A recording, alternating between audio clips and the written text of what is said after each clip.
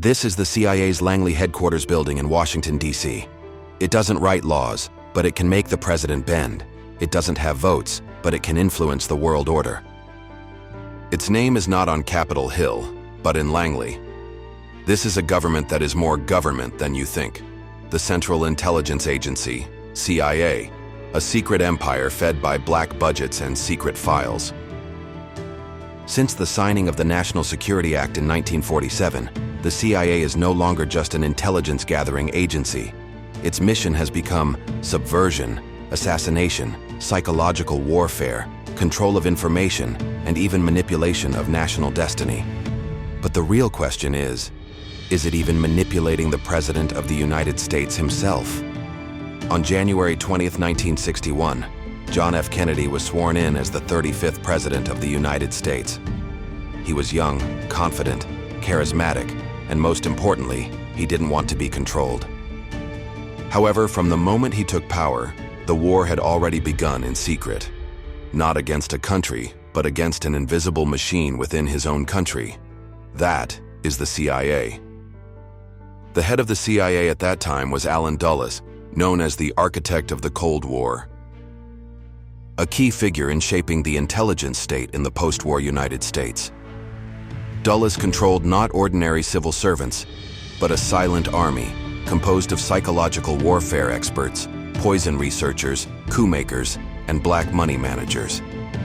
For Kennedy, the first battle came extremely quickly, the Bay of Pigs incident. In April 1961, Cuban exile forces supported by the CIA attempted to invade Cuba, which was controlled by the Castro regime. This operation, called the Bay of Pigs Landing, was doomed to fail from the beginning, but the CIA deliberately simplified it and misled the White House. When failure finally came, public opinion pointed the finger at Kennedy himself, rather than the CIA behind the plot. Kennedy was furious. He realized that he was not only being used, but also that he was locked into this irrefutable war machine. A few weeks later, he fired Dulles, famously vowing to his staff, "I will smash the CIA and break it in two." On November 22, 1963, it was a sunny day in Dallas. Kennedy's convertible drove through Dealey Plaza, and in a few seconds, world history was rewritten. Officials say the killer was Lone Wolf, Lee Harvey Oswald. But a large amount of evidence, witness statements, and unusual actions before and after the assassination all point to a deeper conspiracy. From the unusual design of the assassination route to the coincidental appearance of a former CIA agent in the incident.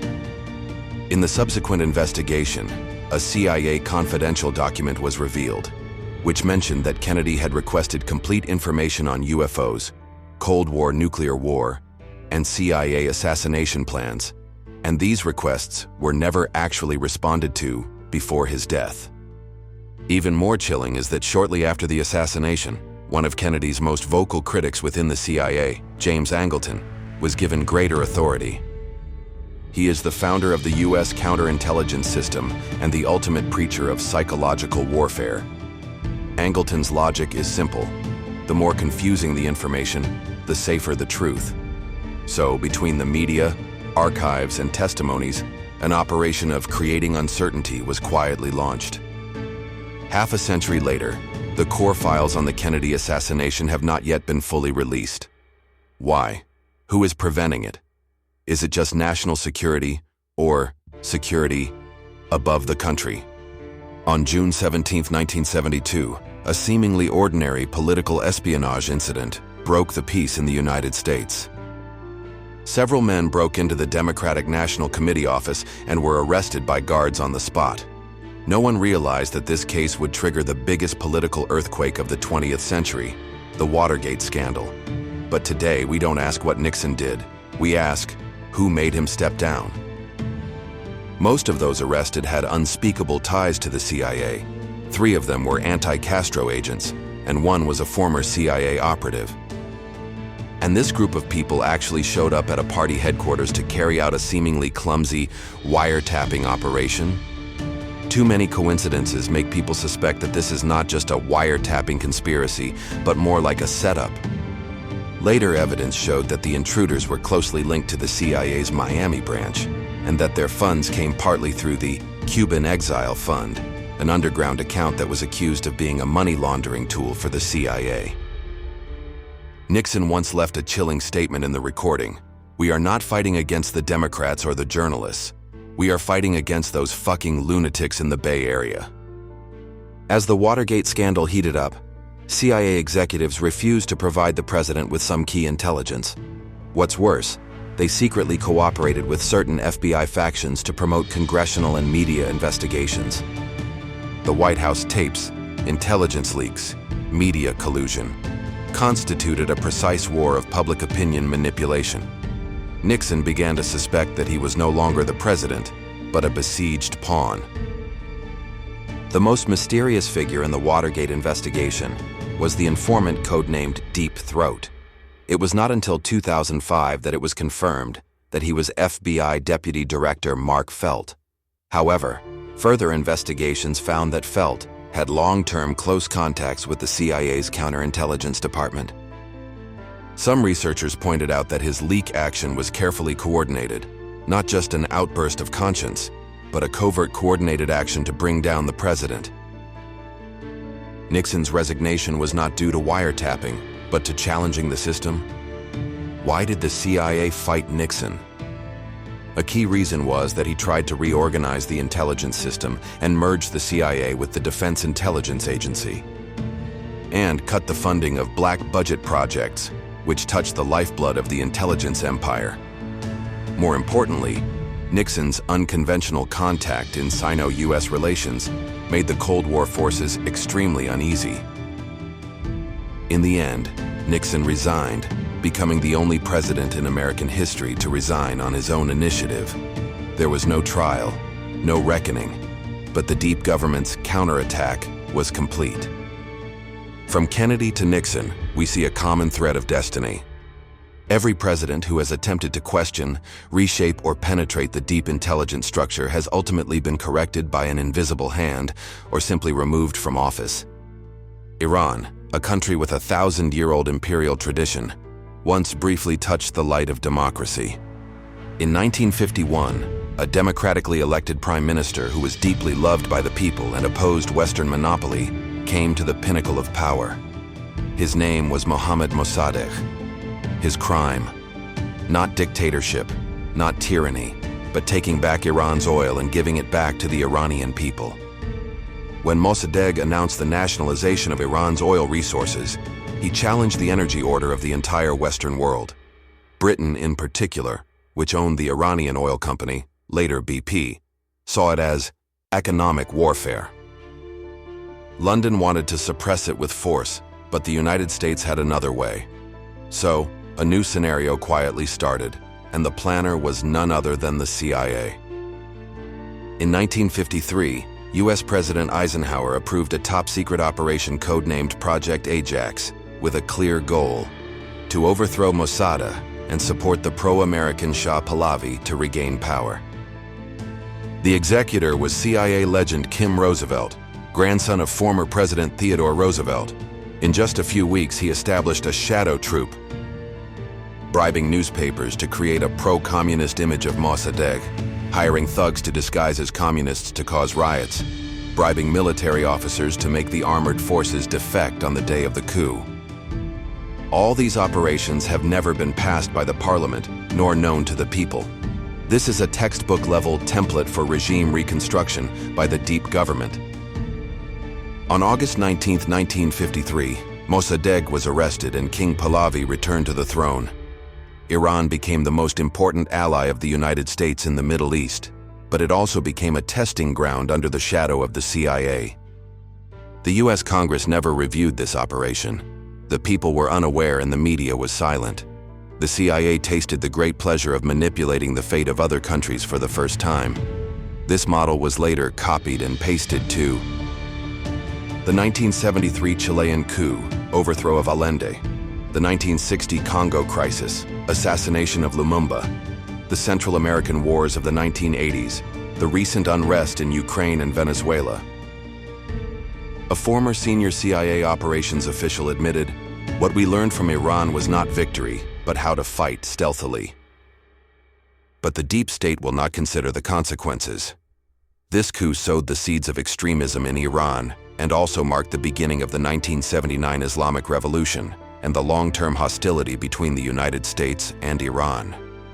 Even more ironic is that when Iranian students occupied the U.S. Embassy in Tehran, they discovered that a large number of CIA operational files were left behind. The torn pieces of paper were pieced together to form an astonishing network map. Who took the money, who controlled public opinion, who mobilized the army. Everything was written clearly. This period of Iranian history was kept secret by the CIA for decades until 2013, when it was first acknowledged.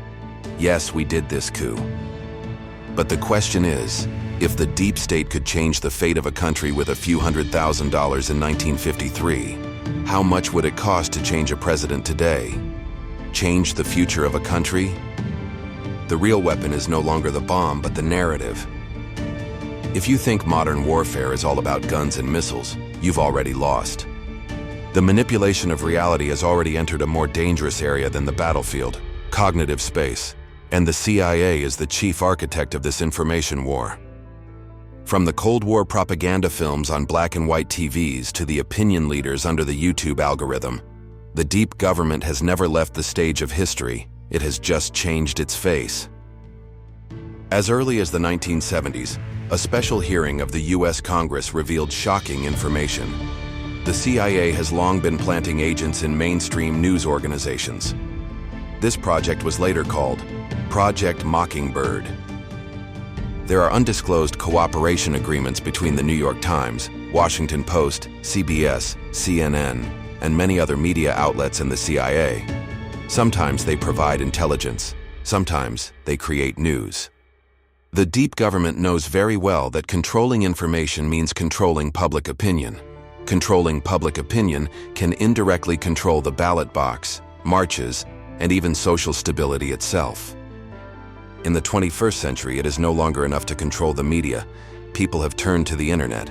Facebook, Twitter, Google, YouTube, TikTok have become the main battlefields for information dissemination. However, do you know that many of these platforms' algorithms, censorship mechanisms, and policy directions have deep communications with U.S. intelligence agencies? For example, in 2020, it was confirmed that Twitter's former security director had worked for the CIA's counterintelligence department. Facebook set up a global influence response team whose core members have military backgrounds. YouTube's content suppression model was once revealed to have been based on the Pentagon's counterterrorism algorithm. These systems are nominally designed to fight fake news, but the real question is, who defines fake? Who decides true? According to a 2016 report by the CIA's Intelligence Advanced Studies Division, the human brain is easier to rewrite than you think. We don't need to change the facts. We just need to make you doubt everything you see. From precise push of racial hatred topics, to large-scale fake polls and social networks on the eve of elections, to creating inductive words and comment sections to sow hostility between us and the enemy, the CIA uses AI models, psychological analysis, and micro-manipulation of the rhythm of communication to turn information into a weapon. You and I have been unknowingly included in a psychological experiment. Our anger has been directed, our fear has been amplified, our beliefs have been manipulated, and ultimately, even our ability to choose the truth has been quietly taken away. Some people say that the CIA controlled the regime in the past, and now it controls reality itself. When you open your phone, the information in front of you is not selected by you, but selected for you. Do you realize that the world you know is actually a script designed by others? The director may not be the president or Congress, but those people who never appear on the ballot and never accept interviews. They set what you should see and what you should believe in the closed-door conference rooms of the Pentagon, CIA headquarters, and Silicon Valley. The United States is the most famous democratic country in the world. The president is elected by the people, the parliament is formed by public opinion, and the court is called a symbol of judicial independence. But the question is, why do policies remain unchanged for years? Why do wars transcend party lines? Why are reforms always digested in the end? Because what you see is just an illusion. The real power does not lie in the White House, but in a list that is never made public. It is called the fifth column. In the traditional democratic structure, the country is supported by four pillars: legislation, executive, judiciary, and media. However, the deep government, CIA, NSA, military-industrial complex, black budget committees, intelligence advisory circles, private contractor networks, is the hidden fifth pillar, which is not subject to votes, media accountability, or term limits. These agencies, which have been gradually isolated from constitutional processes since the National Security Act of 1947, can conducting assassinations overseas without notifying the president, using the name of national security to block any investigation. Hundreds of billions of dollars in annual budget are mobilized through a special funding pool without the approval of Congress, and it is intertwined with private companies to create a maze of power that is difficult to track. Do you think the CIA only acts against enemies? Wrong. After the anti-terrorism wave, more than 70% of intelligence activities have been outsourced. This includes Palantir, a company founded by former NSA employees, the In-Q-Tel investment fund incubated by the CIA, and even the AI system for combating false information, which were contracted and developed by Silicon Valley, and are not subject to citizen supervision. This is the military-industrial complex 2.0, Intel capitalism. When you think the president can end a war, the real decision-makers are those who have contracts with the Pentagon and can influence the threat assessment report. Before taking office, many presidents are met in advance by the National Security Advisory Board and asked to read a thick document whose title has never been made public.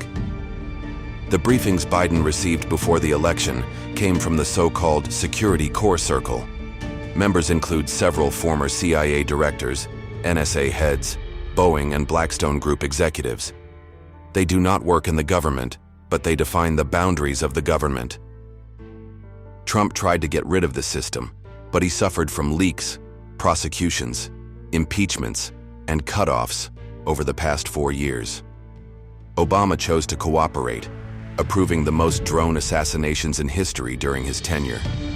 Every decapitation operation was directed by the CIA, not the president's unilateral order. So who is the real controller? It is not a certain person, but a structure. An ecosystem composed of high-ranking generals, former intelligence chiefs, deep fund managers, and editors-in-chief of media empires. They don't have to talk to each other, but together they maintain an unshakable order.